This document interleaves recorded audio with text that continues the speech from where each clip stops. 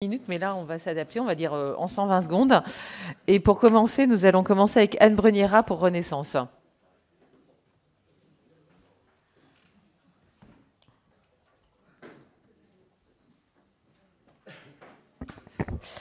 Merci Madame la Présidente. C'est quand même un défi de parler après vous tous et vous toutes, mesdames et messieurs.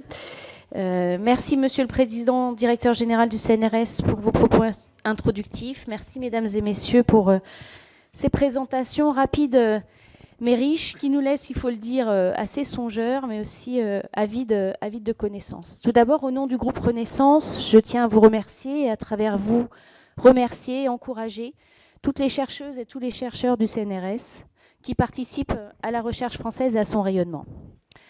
Dernièrement, le président de la République a annoncé des investissements pour la recherche en santé et dans ce plan figuraient également des mesures afin d'attirer, de fidéliser des chercheurs de très haut niveau. C'est un sujet important pour tous nos laboratoires qui pâtissent de la concurrence notamment étrangère et qui ont besoin de plus de moyens pour garder, voire pour faire revenir de tels chercheurs.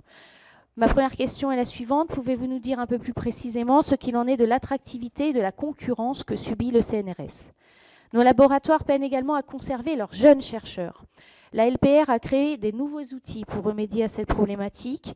Toutefois, j'entends encore parler de parcours chaotiques, de CDD de chantier reconductible peu appliqués, de loi Sauvadet encore appliquée alors qu'elle a été supprimée. Pouvez-vous nous dire ce qu'il en est des parcours de jeunes chercheurs au sein du CNRS?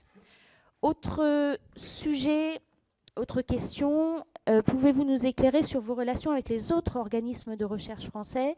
Je pense plus précisément par exemple à l'INSERM sur la recherche médicale, à l'INRAE sur la recherche agro, mais également aux universités.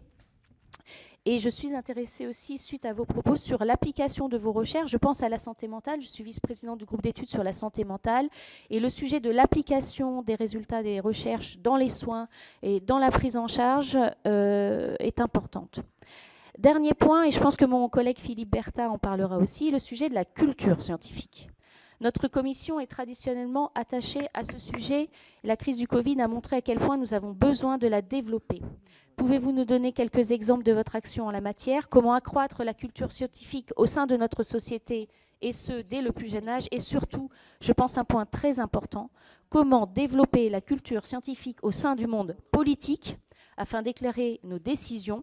Je trouve, en tant qu'ingénieur agro, qu'au sein du monde politique, il y a encore une tradition littéraire très développée et un manque de culture scientifique. Je vous remercie.